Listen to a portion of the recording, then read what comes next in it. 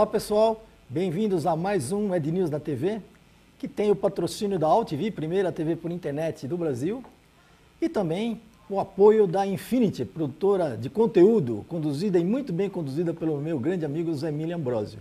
O programa de hoje bem legal, vai ficar para a história, até porque vai pegar um profissional no momento da carreira dele, na vivência dele, espetacular. Nós vamos entrevistar hoje o Washington Oliveto. Não vou nem ficar falando muito, Washington, porque não vai dar para contar a tua história toda, né? Mas muito obrigado por você ter aceito o convite. Né? O Washington acabou de vir de Nova York, onde ele foi premiadíssimo. Para vocês terem ideia, quem compartilha hoje esse Hall da Fama que o Washington assumiu lá no The One Club, em Nova York, fora o Clio Awards, que ele também foi homenageado. David Ogilvy, Léo Burnet, o Steve Jobs, John Haggart e o Washington Oliveto, nosso orgulho, o único latino, provavelmente, da história da propaganda. Eu sou o único não anglo-saxão nessa turma aí. Poxa, só dou aquele... Mas é realmente um mérito, né? E você ainda fez um anúncio divertido, né? Falando que não vão conseguir te aposentar. Isso. Olha, Toninho, sendo muito sincero, aconteceu o seguinte, eu pretensiosamente, quando eu comecei em publicidade aos 18 anos de idade, garotão, eu imaginava, e se um dia eu, por exemplo, entrasse para o Hall of Fame do One Club. Naquela época, o Hall of Fame não tinha tantos anos. O primeiro que entrou para o Hall of Fame foi o Léo Burnet. Nossa, imagina. Depois teve Ogilvy, teve Robican, Bill Bernbach e tal. Então, eu pretensiosamente imaginava isso. Mas uma coisa é a tua pretensão, outra coisa é a realidade. Eu acho que a minha vida profissional tem sido muito generosa comigo. Eu tive a sorte de começar na publicidade num período onde a geração anterior à minha, a geração dos DPZs, do Alex Pericinoto, do Mauro Salles, essa geração já tinha profissionalizado a propaganda no Brasil. Verdade. Então era um momento muito bom para um menino com as minhas ambições, Aí eu sempre fui, além de tudo, muito trabalhador e acabou dando muito certo. Esse anúncio que eu escrevi, que repercutiu muito... Tá no Ed News também, lá a gente, foi ele foi um anúncio que eu escrevi com a maior sinceridade, que é o seguinte. Claro que eu fiquei muito feliz no ano passado, quando me colocaram no Lifetime Achievement do Clio. Foi bastante, né? Poxa. E mais feliz, mercado americano, né? O Clio é muito forte lá. Né?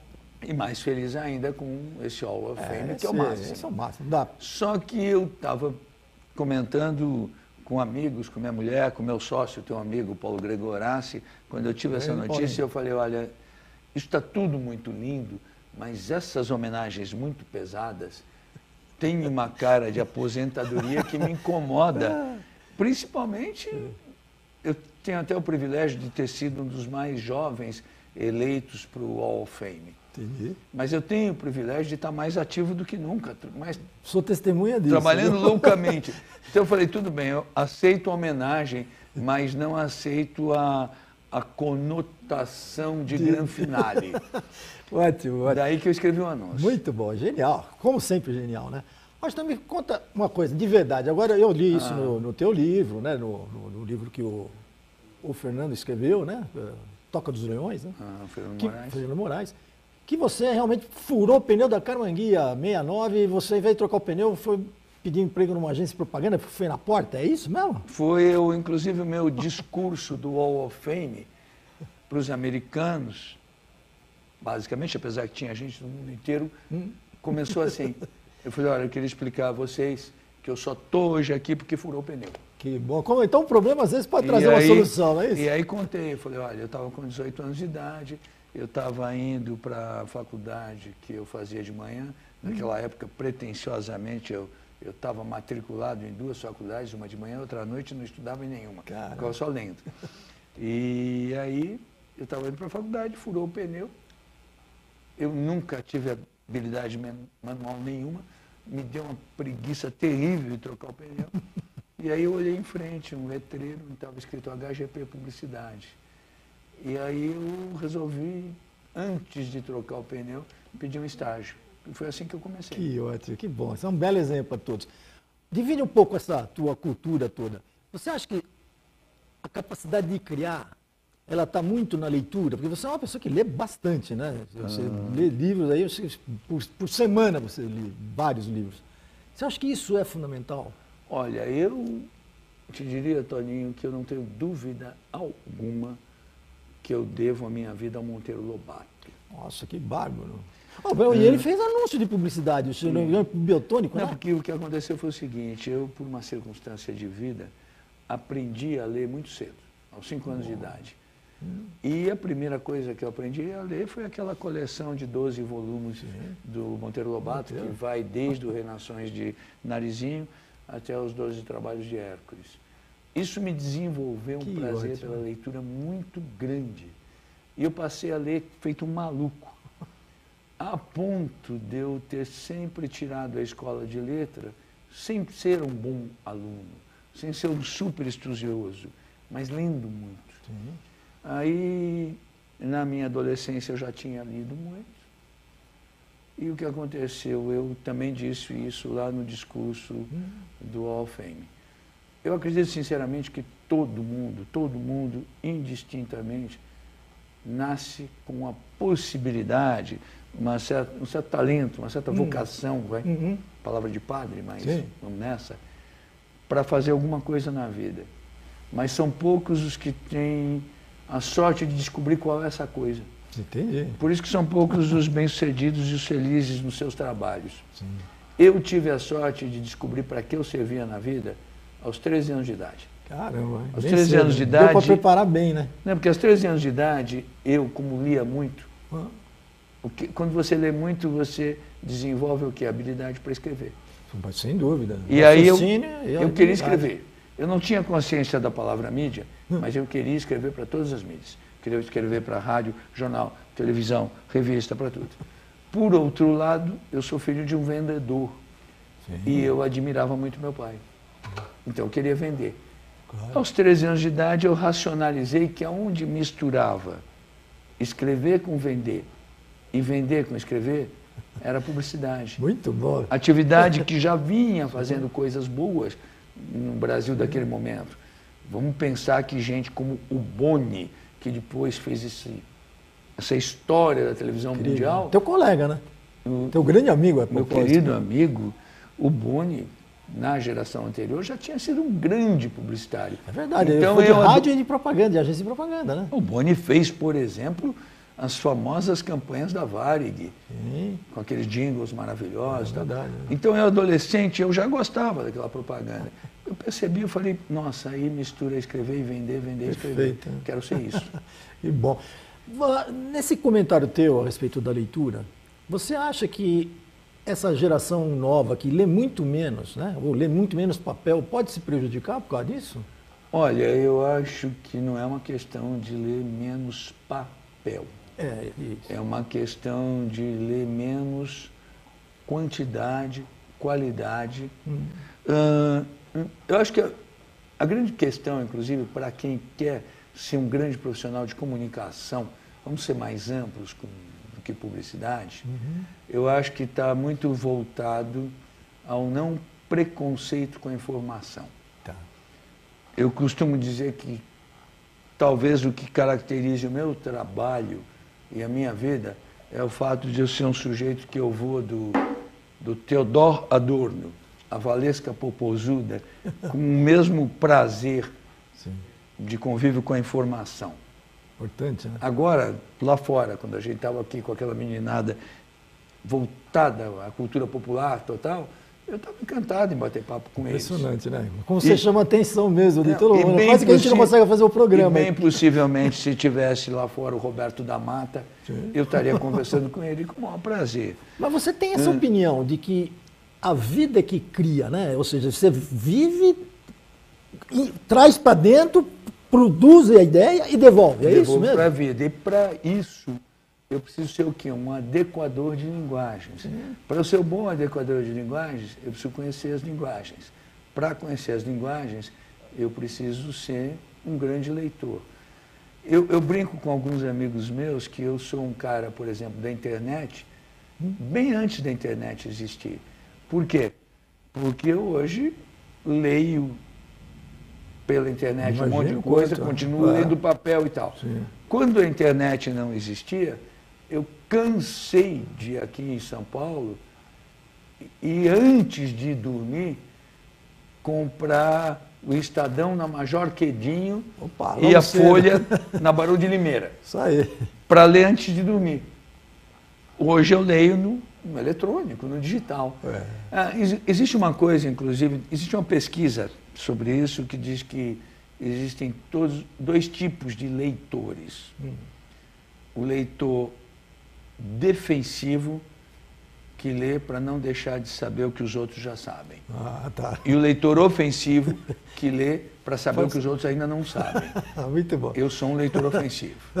Pô, sorte do Estadão, que você colabora com eles as ideias, né? Privilégio, Pô, né? Privilégio, tem um jornal Nosso como anúncio esse, sobre né? 140 anos do Estadão, Ah, tinha uma legal. frase no final que é tão verdadeira que diz assim, para nós o Estadão não é um cliente, é um exemplo. Não, foi, é verdade. Você acha que a gente já viu um pouco dessa parte da tua vida, a gente conhece bem, né? Até nos conhecemos há muitos anos. Você acha que existe um processo de aprimoramento em faculdade, em escola, de comunicação, em publicidade? Ou você acha que tem que aliar, como você já mesmo falou, outras experiências? Eu acho que estudar sempre é bom. Sim. Eu, por exemplo, que parei com as universidades que eu fazia por causa do excesso de trabalho e por ter me apaixonado pelo trabalho aos 18 anos de idade, não me orgulho disso. Eu acho que estudar sempre é bom e acho que a mistura das duas coisas, da experiência acadêmica com a vivência profissional é fundamental. Perfeito. Mais do que isso até, eu acho que a mistura das culturas mesmo. Eu lembro que quando eu estava estudando comunicações de psicologia, eu cheguei a matar muita aula para ir nas aulas de sociologia e política, que ótimo. porque era uma aula que eu sabia que naquele dia era a melhor aula da universidade. Fácil. Eu, por exemplo, é curioso, eu nunca estudei pelo diploma, eu estudei sempre pelo conhecimento. Claro. E é uma coisa que eu recomendo. Muito mais gratificante, né? Vamos falar um pouco agora dessa transformação que você conseguiu fazer com a sua equipe, né? E com o meu amigo Paulinho Gregorassi também, na W Macan, né? Ou seja, uma agência da Madison Avenue, que veio para o Brasil há vários e vários anos, consagrada, e que agora entrou num estágio criativo, um estágio de desenvolvimento espetacular. Conta um pouquinho desse trabalho, porque é muito grande a agência. Eu lá no discurso do Ano Show falei um pouquinho disso também. Aconteceu uma coisa, eu tenho uma necessidade de me reabastecer, e isso não me aconteceu depois dos 30 anos de idade, desde os 18, a necessidade da eterna juventude, full time, que está atrelada a fazer o novo de novo. Que bom, né? Em 2008, a W Brasil ia muito bem, estava tudo ótimo, mas eu estava com uma necessidade de dizer assim, o que eu posso inventar mais? E eu não tinha tido a experiência de ser sócio de uma grande multinacional. Eu tinha tido a experiência de, no início da W, de ter uma sociedade com um pequeno grupo GGK, talentoso, né? que era a GGK. Sim. E a W tinha tido todas as ofertas para ser vendida, eu nunca quis vender a W. Aí eu falei, puxa, eu tinha que fazer a contramão dessa história. E em 2008, final de 2008, um dia eu estava conversando com o teu amado amigo Paulo Gregorassi, meu sócio. Eu sei que, na verdade, apesar de gostar muito de mim, você preferia que o Paulinho estivesse aqui, eu compreendo. E eu te falei que ele está lá por minha causa também, viu? Mas ele está de férias em Nova York enquanto eu trabalho, merecidas férias. E aí, um dia eu falei, Paulinho, a coisa mais espetacular do mundo seria juntar a W, sem vender, com uma grande multi. Mas eu estou pensando numa ideia que eu vou te contar. Caramba. E qual era a minha ideia que eu contei em Nova York, agora no One Show, e que eu propus para o pessoal da Macan na época? Juntar a W, que era mais internacional das agências brasileiras. Sem dúvida. Você teve, inclusive, agências fora, nos Estados Unidos e Europa. Com a Macan, que era mais brasileira das internacionais. Porque a Macan foi uma pioneira aqui. Verdade. E seria o mais inesperado. O projeto W Macan vai fazer 5 anos agora, em maio, e realmente é muito bem sucedido. A gente morre de orgulho que, agora, por exemplo, ontem saiu o relatório do Ibope Monitor, e a gente das 5 maiores foi a que mais cresceu. A gente passou do 5º para o 3º lugar, já. Poxa vida, que ótimo, hein? Imaginando... Me lembro que ela tinha caído muito antes da tua ida. Então, a Macan estava muito abaixo. Não, a W Macan é um sucesso negocial e, melhor do que isso, é um sucesso criativo e ético. E você tem uma equipe bárbara, né? Eu tenho gente sensacional. Me conta esse danado de prêmio que você inventou. Como é que chama mesmo? Esse é um prêmio... Que ideia é essa? Esse eu inventei pelo seguinte, muitos dos prêmios me incomodam porque são prêmios para os profissionais que acabam elogiando mais a empresa que deu o prêmio do que o profissional que ganhou. Que ótimo. Bom. Então, esses prêmios, assim, melhor lugar para se trabalhar. Sim. Aí o cara ganha e diz assim, mas quem ganhou? A empresa, né? É, fácil. Aí eu falei, não, vamos fazer um prêmio que o cara queira mostrar para os amigos dele, que seja divertido, que seja coloquial. E aí eu criei o nome do prêmio, eu falei, o nome tem que ser muito popular. E o troféu, como o nome é muito popular, tem que ser muito elaborado. Olha. Aí eu chamei o Alexandre Soares, que é um brilhante designer da W Macan, eu falei, olha, você vai desenhar esse prêmio chique que dói, porque o nome eu fiz e o nome é bem popular. Então o nome do prêmio é Eu Sou Bom Pra Cacete. Então o cara que ganha, ele ganha. Ele mostra, ó, ele mostra para os amigos dele, mostra para a namorada. Tá né? aqui, sou eu. Tem a versão feminina com todos os duplos sentidos, eu sou boa pra cacete. E aí o prêmio consiste em o quê? Ele é homenageado e pode ganhar um sujeito que tenha feito um grande gesto negocial para a empresa. Ele pegou um grande cliente novo. Opa.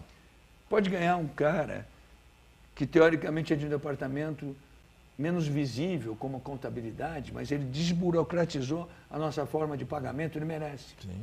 Ou pode ganhar um fator humano. Sem querer, a gente viu que um dos nossos caras ajudou uma criança a atravessar a rua. Também merece um Eu Sou Bom Pra Cacete. Isso é bom mesmo. A periodicidade é quando alguém merecer. Que ótimo. Não tem um prazo, prêmio, tem uma data. Esse é o lado bom, tem o prêmio. O outro lado bom do prêmio é que o ganhador, além do troféu, ele ganha um almoço num dos grandes restaurantes de São Paulo, que ele escolhe, e ele pode, esse é também o lado bom. Não precisa ser lá no Prazeres da Carne. Não, não. Pode ir onde quiser. Não, a gente elegeu, basicamente pode ser no Kinoshita, no Átimo ou no Rodeio. São grandes restaurantes. Opa. Aí ele pode levar como convidado quem ele quiser convidar. Diz assim, quero levar minha mãe. Leva a mãe. Quero levar minha namorada. Ou quero levar alguém do meu grupo, da minha equipe. Sim. Então, isso são todas as boas notícias. A má notícia é que o almoço é comigo. Que bom, que ótimo. Já pensou? E o cara não vai pagar esse almoço ainda? Não vai pagar. Genial, né? Bom, Washington, a gente, nessa semana, foi surpreendido. Para mim, foi uma grata, enorme surpresa por um amigo nosso comum, Nizam Guanais, chamando do Pelé da propaganda, mas o Pelé vivo, que está jogando, né?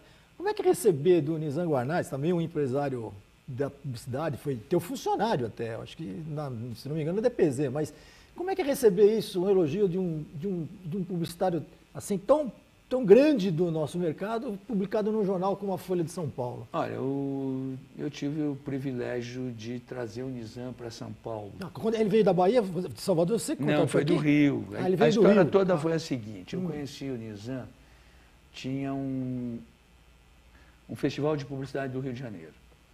Eu estava no júri desse festival. Sim. Esse festival premiava com o Grand Prix o melhor comercial do ano. O júri, do qual eu fazia parte, chegou à conclusão que o melhor comercial do ano era um comercial meu.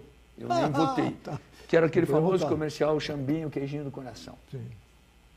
Mas existia uma outra campanha, só que era uma campanha brilhante, que eu gostava muito, que era a primeira campanha da Caixa, com o Luiz Fernando. Sim, o ator Luiz Fernando. E eu que estava no júri, eu falei, gente, eu sou muito isento para dizer. O comercial de Xambinho é muito bom, mas a campanha da Caixa é algo muito bom que eu acho que a gente devia dar o Grand Prix.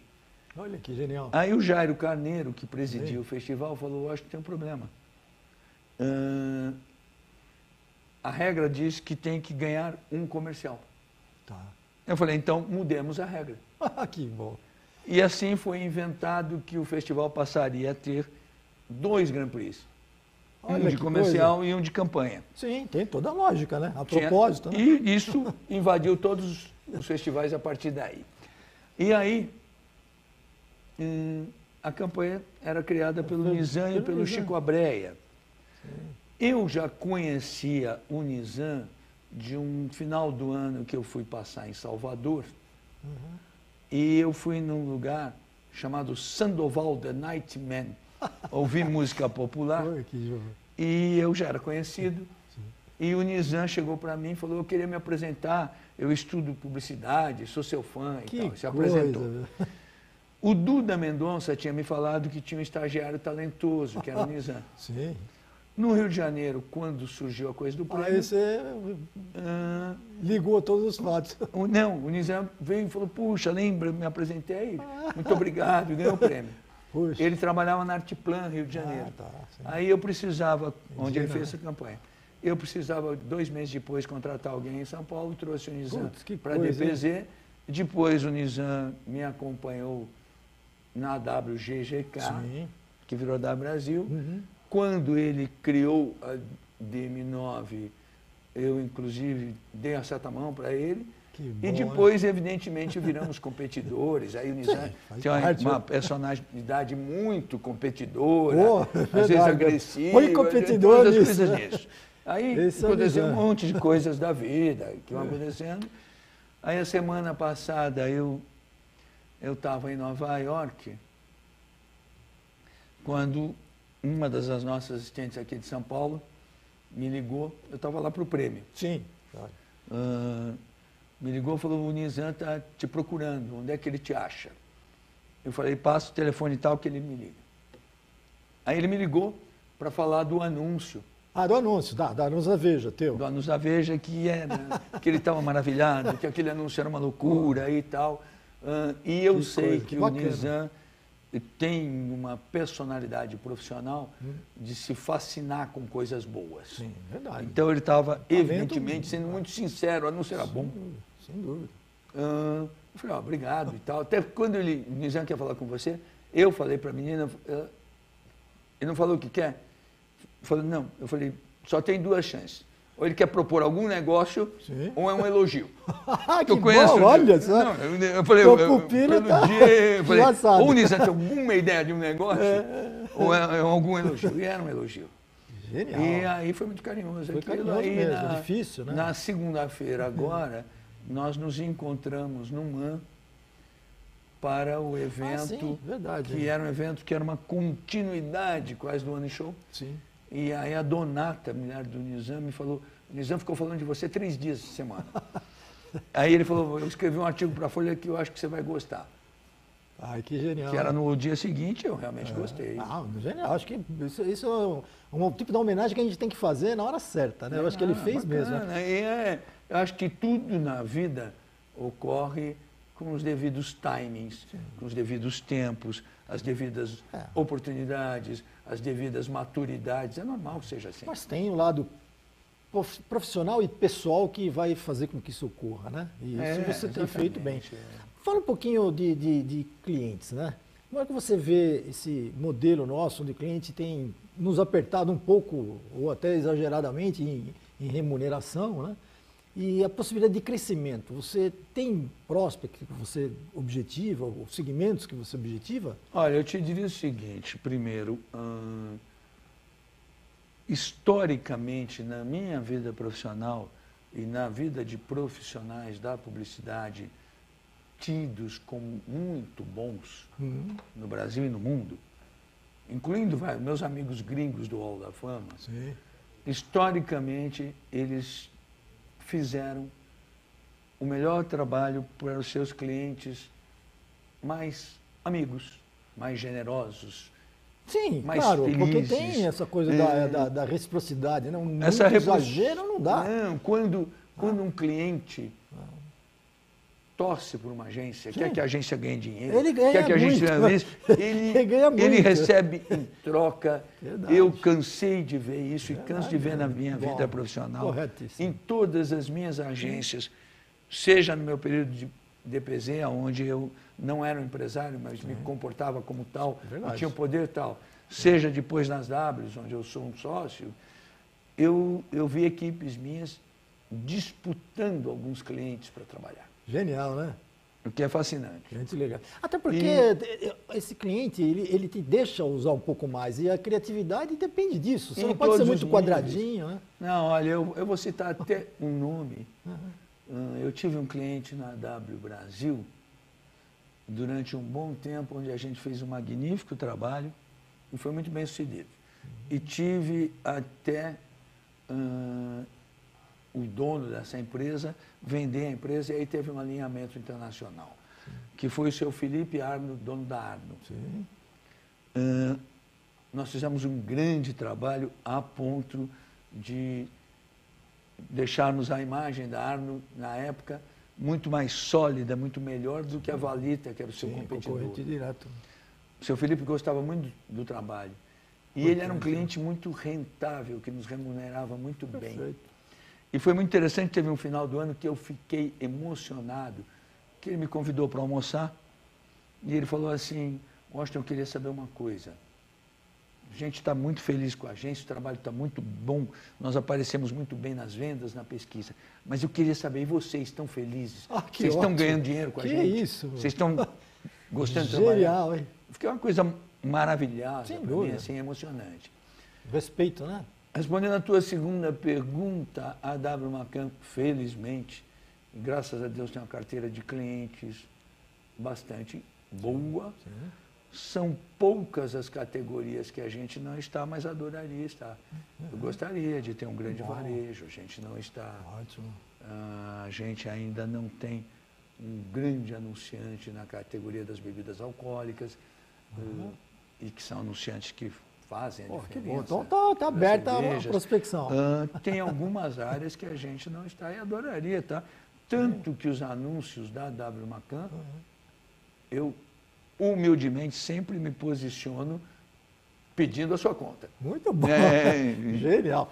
Mas estou até terminando o nosso programa. A gente ia ficar aqui horas e horas, né? Até matando as saudades, né? Mas eu queria que você deixasse uma mensagem para o futuro, até porque o nosso programa vai ficar eternamente lá no Ed News, na internet, né? E que será visto até no mundo inteiro. Deixa uma mensagem para a gente. Não, eu acho que, me reportando ao Hall of Fame, eu terminava o discurso lá dizendo que achava difícil acontecer nos dias de hoje o que aconteceu comigo aos 18 anos de idade, até porque nos últimos anos muitas coisas mudaram. Os pneus, por exemplo, hoje raramente furam. É boa. Eu dizia isso lá, mas eu diria o seguinte, que muitas coisas mudaram para gerar oportunidades. Sim. E uma coisa não mudou. Quem tiver algum talento e muita vontade de trabalhar, tem tudo para ser um sucesso. Muito bom. Washington, muito obrigado, eu te agradeço aí pela sua disponibilidade. Sei que você está correndo bastante. Hoje tem uma reuniãozinha lá na agência ainda. Opa, vamos lá, que faz muito bem. Queria agradecer a audiência, agradecer a todos vocês. Lembrando que o Ed News da TV é patrocinado pela AltV e que também a gente tem o apoio da produtora de conteúdo Infinity. Pessoal, muito obrigado e até o próximo programa.